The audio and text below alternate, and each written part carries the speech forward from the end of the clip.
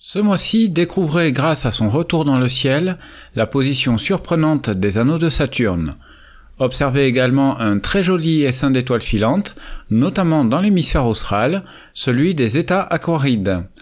Comme à l'accoutumée, dans ce 26e épisode, retrouverez les éphémérides planétaires et lunaires du mois de mai, suivis de l'agenda céleste et des idées d'observation.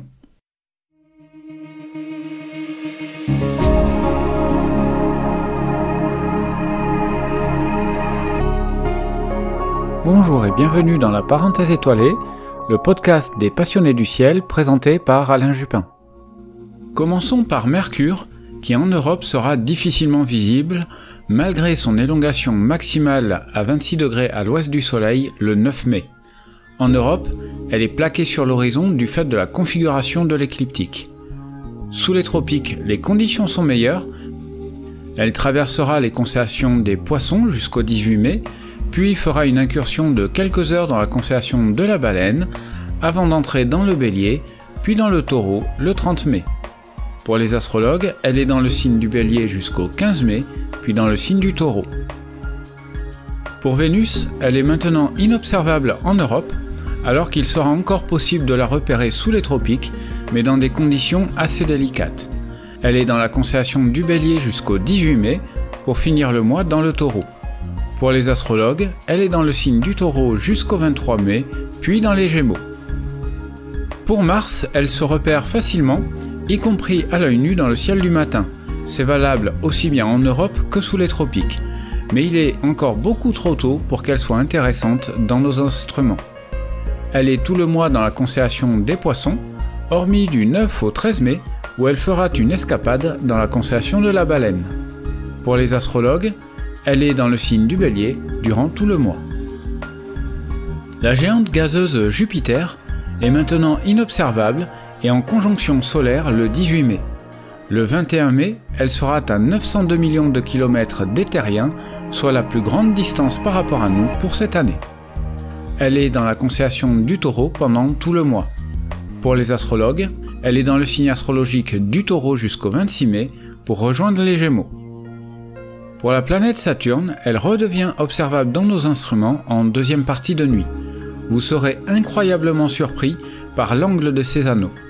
À faible grossissement, il se résume quasiment en une ligne. En Europe, elle restera très basse sur l'horizon, mais sous les tropiques, les conditions d'observation sont déjà excellentes. Elle est tout le mois dans la constellation du Verseau et le signe astrologique des Poissons. Uranus est inobservable et sera en conjonction solaire le 13 mai et sera également le même jour au plus loin des terriens à 3 milliards et 82 millions de kilomètres de nous. Elle finit la traversée de la constellation du Bélier le 23 mai pour entrer dans le Taureau. Pour les astrologues, elle est toujours dans le signe astrologique du Taureau et ce jusqu'en 2026. Pour Neptune, la plus éloignée des planètes, elle n'est toujours pas visible même si elle s'éloigne de la position apparente du Soleil. Cette lointaine planète navigue lentement dans la constellation et le signe des Poissons, tant pour les astronomes que pour les astrologues. Toutes ces planètes orbitent autour du Soleil, qui traverse la constellation du Bélier jusqu'au 14 mai, pour entrer dans celle du Taureau. Pour les astrologues, ils débutent le mois dans le signe du Taureau, avant d'entrer le 20 mai dans celui des Gémeaux. Pour conclure ce chapitre planétaire, aucune planète n'est rétrograde ce mois-ci. Aucune, disons presque, puisque la planète naine Pluton entame sa rétrogradation annuelle le 2 mai et pour une durée de 162 jours.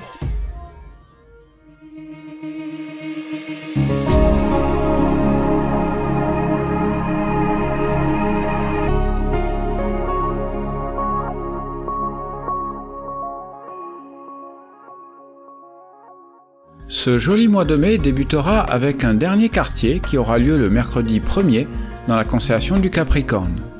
La nouvelle lunaison débutera le mercredi 8 avec la nouvelle lune dans la constellation du Bélier. Le mercredi 15 ce sera le premier quartier, visible dans la constellation du Lion, et le jeudi 23 ce sera une pleine lune dans la constellation du Scorpion. Ce mois-ci elle est surnommée la pleine lune des fleurs. Nul besoin d'expliquer la raison de cette appellation.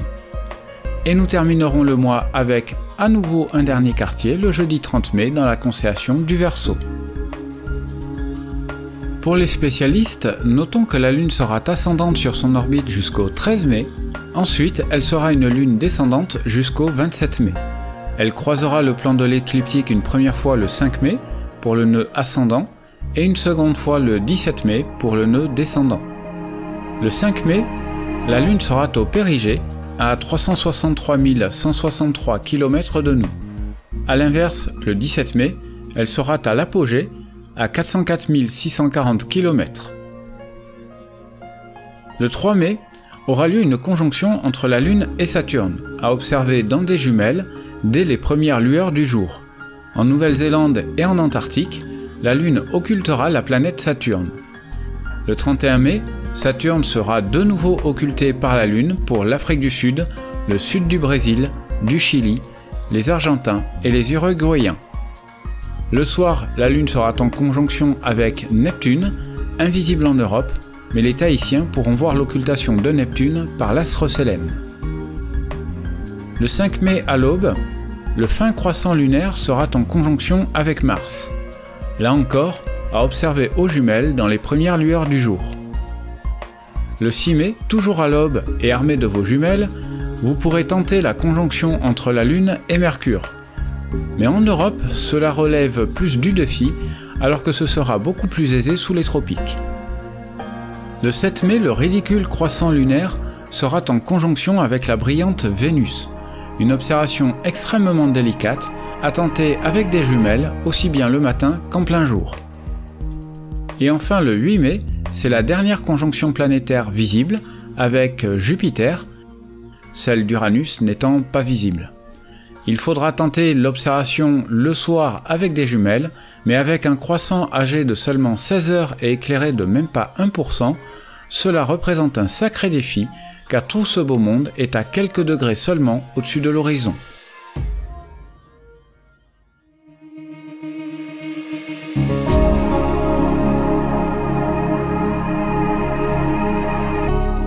L'agenda du ciel, au jour le jour.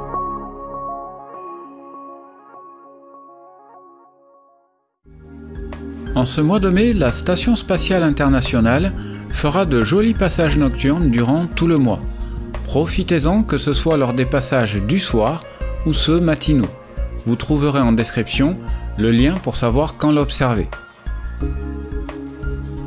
Le 5 mai, c'est le maximum de l'essaim d'étoiles filantes des états aquarides qui s'étend du 19 avril au 28 mai, avec jusqu'à une cinquantaine de météores par heure estimés lors du pic.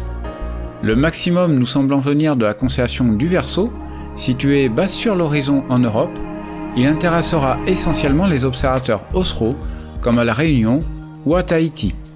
Mais il sera tout de même possible de les observer en Europe. Cette année, pas de lune gênante, et pour en profiter, en dernière partie de nuit, allongez-vous dans une chaise longue, en direction de Saturne, et attendez sans vous endormir l'apparition des fugaces traînées zébrant le ciel. Le 9 mai, le soleil se couche dans l'arche de l'Arc de Triomphe parisien. Il faut pour cela vous placer au niveau du rond-point des Champs-Élysées, vers 21 h, en heure légale française. La veille ou le lendemain, c'est également possible, mais avec quelques minutes de décalage. Le 15 mai, dans l'après-midi, il est possible d'observer en plein jour le V et le X lunaire. S'agissant d'un phénomène assez récurrent, j'ai rédigé une page dédiée sur mon site internet pour en savoir plus sur le phénomène. Le lien est en description.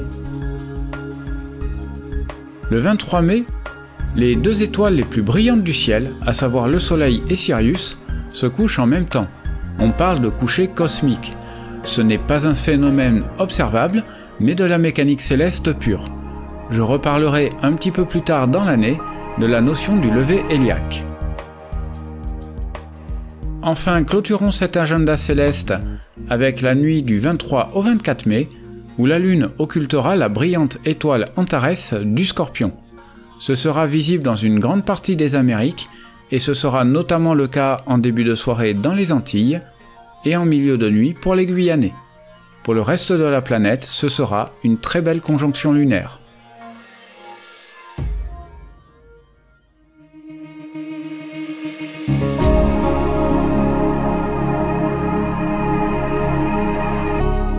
Les idées d'observation.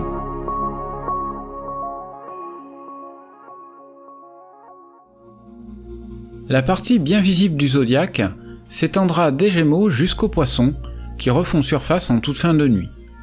En milieu de nuit et en milieu de mois, la constellation d'Hercule est accrochée au zénith, entourée du Bouvier, de la couronne boréale, du Dragon, de la Lyre et enfin du Serpentaire, qu'on appelle aussi l'Ophiuchus.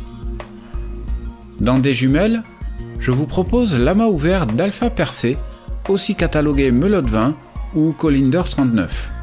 Il s'agit d'un amas ouvert situé à 560 années-lumière, âgé de 50 millions d'années environ, et peuplé d'un peu plus de 500 étoiles.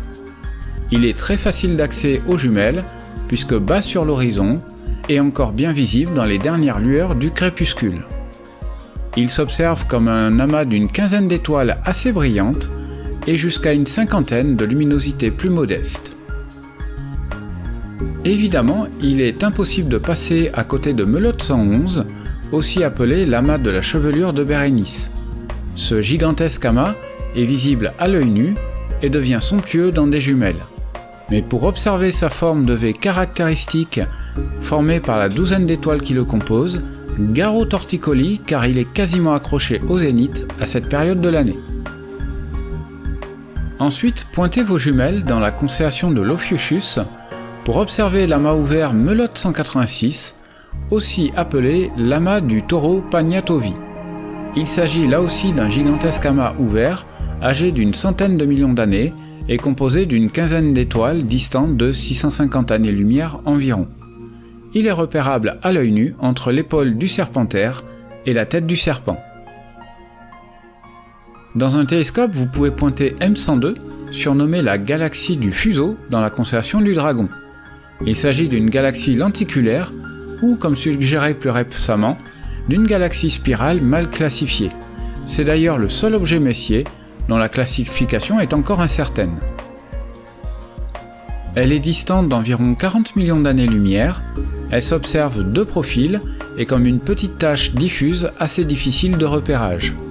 Sa particularité est d'être entourée d'un large anneau de poussière, une cible à réserver aux possesseurs de télescopes de bon diamètre d'au moins 250 mm. Dans la constellation des chiens de chasse, ciblez la galaxie du tournesol, cataloguée M63. Il s'agit d'une galaxie spirale distante de 16 millions d'années-lumière. Bien que repérable dans des jumelles, un instrument de petit diamètre fait déjà apparaître une tache diffuse, alors que seuls les instruments de grand diamètre feront apparaître plus de détails. Et pour finir, toujours dans les chiens de chasse, passons au magnifique amas globulaire M3, distant de 33 000 années-lumière et peuplé d'un demi-million d'étoiles. Bien qu'identifiable dans des jumelles, un petit instrument permet de résoudre les étoiles extérieures et la vision devient féerique à partir d'un instrument de 250 mm. C'est à mon sens avec M13 l'un des plus beaux amas globulaires visibles dans l'hémisphère boréal.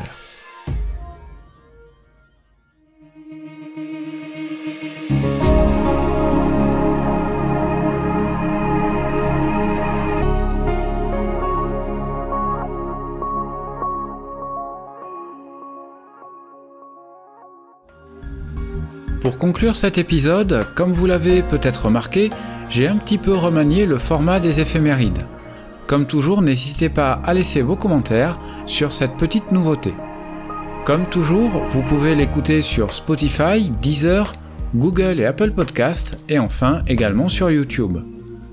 Quelle que soit la plateforme, pour ne pas rater le prochain épisode, n'oubliez pas de vous abonner sur la plateforme en question ou mieux à la lettre d'information mise en place cet été.